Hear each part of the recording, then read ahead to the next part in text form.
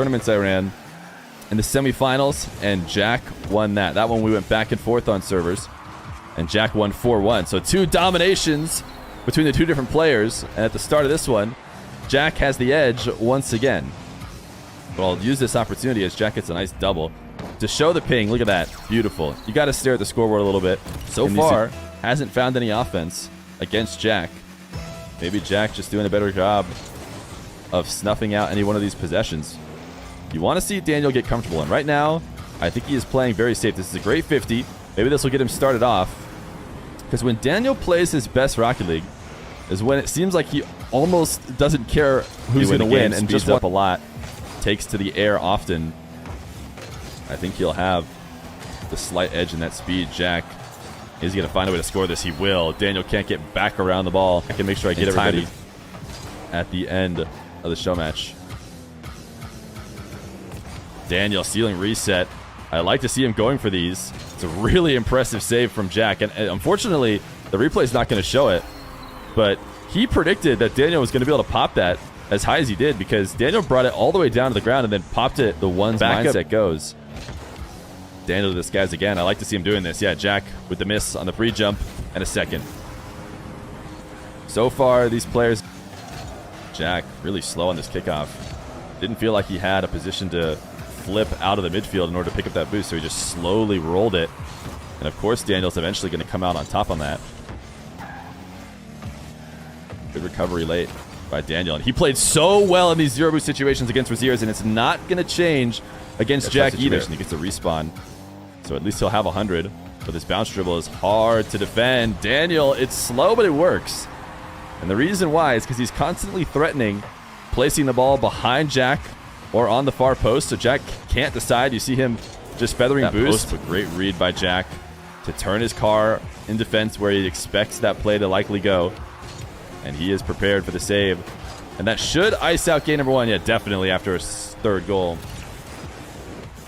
So signs of life from Daniel through the majority of the end of the game. Game number 2. Daniel and ApparentlyJack. Daniel is back in the stock team we saw him playing with yesterday. Can he get off to a better start here in this game number 2? He's going to start with a wall to air dribble. He's been threatening the musties, but instead just tries to protect the ball. He did a great job of that yesterday. We talked about it a lot. And he did a decent job of it here again today. Jack was able to get the save, but Daniel just quick from the corner. Oh. Jack looking to place top left. Wow. Wasn't quite top left, but it doesn't matter when you go crossbar and down. Not much you can do. Daniel does rotate into the corner boost in favor of Jack. Jack looking to go top right. Misses. Misses big on both those shots. Enough that Daniel's going to get a possession for free. The wave dash, the bump. You love to see it from Daniel. Jack's going to throw him the nice shot. He does not want to respect this aerial game. You know, if he pre-jumps or he starts to make his attack early, that's when Daniel might use the reset. Feel good about flipping towards the back corner, because what you want to do when you're stealing that boost is convince the other player to flip to the same corner as you, so you can beat him on the 100 and they can be stuck with nothing. Daniel's going to have a really easy goal here after a great defensive stand. Going over that guy, just somehow never gets air dribble bumped.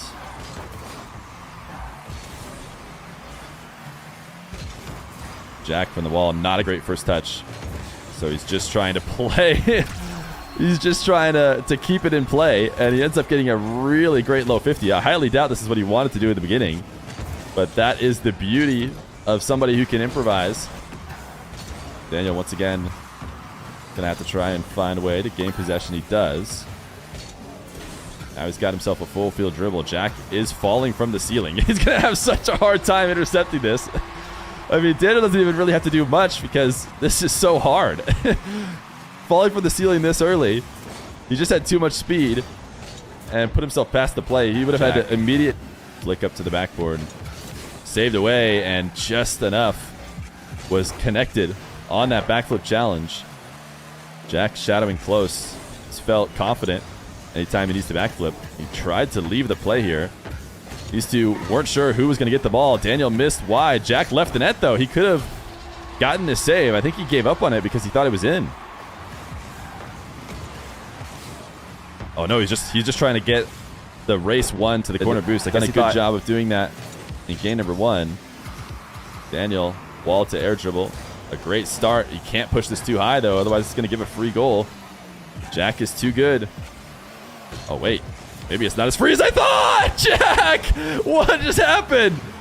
Jack just had a wide open net. Thank goodness Daniel didn't drop his controller. That absolutely should have been a free one for Jack. Getting bumped. Daniel just needs to keep himself on the field, which he did. Now Jack wall to air dribble. He has looked really solid. This is a great setup. Going to be really tough to stop. When you set it up as good as that, the options are unlimited. How can Daniel cover them all? He threatens going high. Ultimately tries to get the low save. Daniel with another car change into a different octane for this game. The classic North American octane. Jack getting a just barely save. I think the reason why he wants to do that, he wants to pinch the ball as far away as he can, but most importantly, he wants to hold on to 14 boost if possible to try and make this continuation save. Kick off despite not picking up the 100. Needs to be careful in order to not leave a window open. Jack's going to try and go for the double. Can Daniel get there? No, he cannot, because Jack placed it well. If he doesn't place it as good as he did, there is a chance Daniel recovers. And this is the danger of trying to play greedy off those kickoffs. This kickoff is going to result in tons of field for Jack. He's going to take the huge dribble, the immediate touch to try and get over the top of Daniel. Daniel does a good job to cover it, and he can't get the second save. I thought he was going to be in trouble as he immediately jumped for this. Jack just tried to make him awkward, and it ends up working out. So credit to Jack. He saw the pre-jump, and he just wanted to accelerate the ball immediately because it will make Daniel's pre-jump read tough. Jack, great challenge. Is the bounce going to take a long enough time to get center for Daniel to get back? It is, just barely. I thought it wasn't. That was actually a pretty good single jump to cover all the hook shots and didn't put himself too far out of position when Daniel went for the fake. Great catch and cut. Wow, even Jack has to throw in the nice shot. Daniel playing from the air, able to get the reset and wave dash to take the ball away. He says, I'm not going to that post.